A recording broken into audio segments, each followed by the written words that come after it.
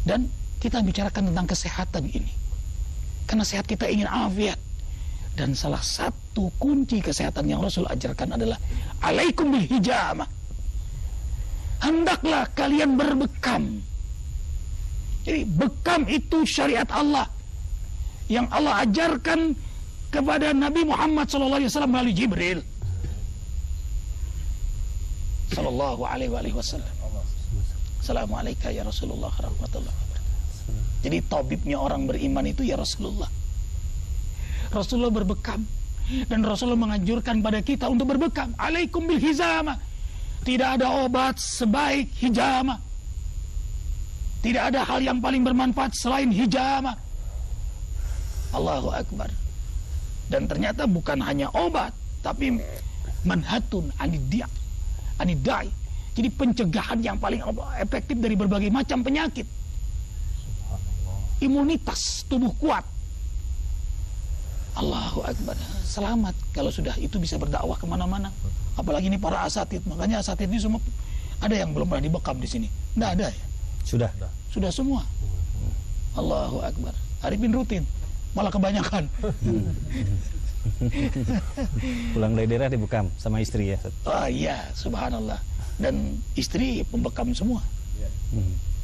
Ini juga istri-istri Ustaz pembekam semua. Dulu belum mengenal bekam, sekarang bekam, subhanallah. Nah, ada 4 bekam itu akan terjadi, insya Allah Allah sembuhkan melalui 4 pokok. Yang pertama, yakin bahwa ini syariat Allah, yakin ini bahwa petunjuk Allah, yakin bahwa Allah yang menyembuhkan. Allahu Akbar. Yakin. Oh, antum mukinun bil ijabah. Ini syarat mutlak untuk sebuah mujarab, mukjizat kesembuhan. Jadi bukan siapa-siapa. Allah Jalla Jalaluh huwa syafi'.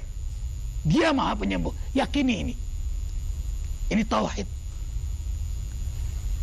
Kemudian yang kedua, subhanallah, ini sunnah Rasulullah SAW. Jadi saat kita berbekam, kita hidup dalam sunnah Rasulullah SAW. Kita bahagia hidup dalam sunnah.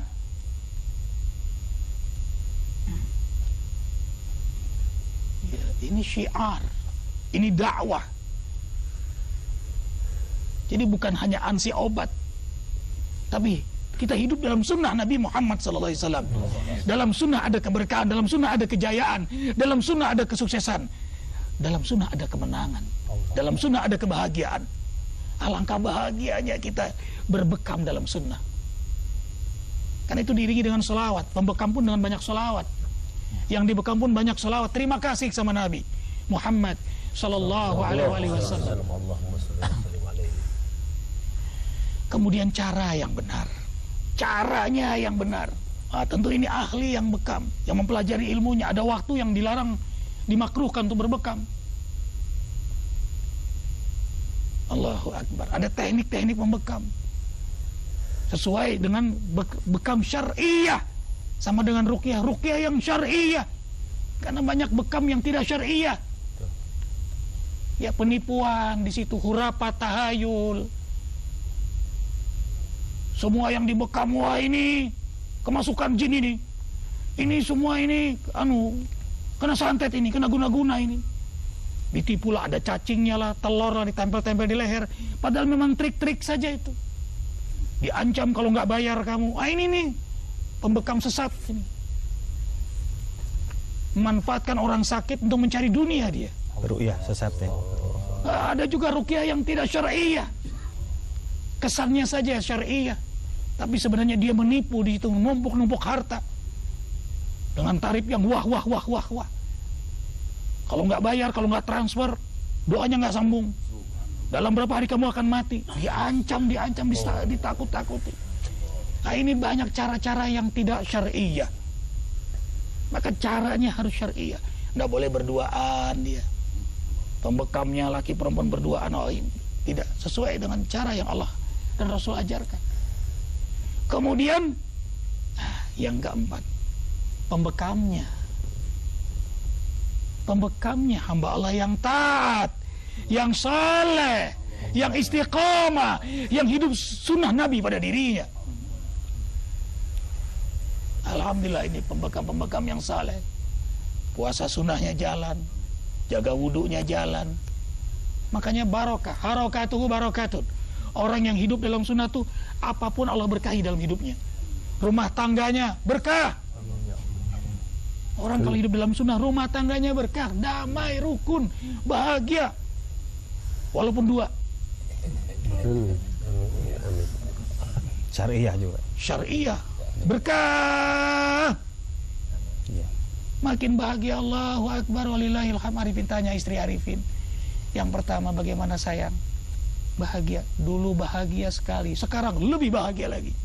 Subhanallah. Itu namanya barokah. Tapi jangan ikut-ikutan, ada ilmunya.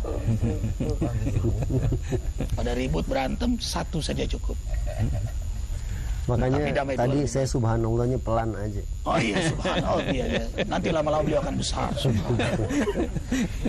Jadi berkah, rezekinya berkah, aktivitasnya berkah, pengobatannya berkah, ziyadatul khair. Di mana yang dibekam menjadi dia takwa kepada Allah, membuat dia taat kepada Allah, yakin bahwa subhanallah, aku dibekam jadi sembuh, yang menyembuhkanmu Allah, karena kau sesuai dengan sunnah Nabi Muhammad Sallallahu alaihi wasallam. Akhirnya bukan ansih tukang bekam, tapi juru dakwah dia, menghidupkan sunnah Nabi Muhammad sallallahu alaihi wasallam. Alhamdulillah, Allahu Akbar.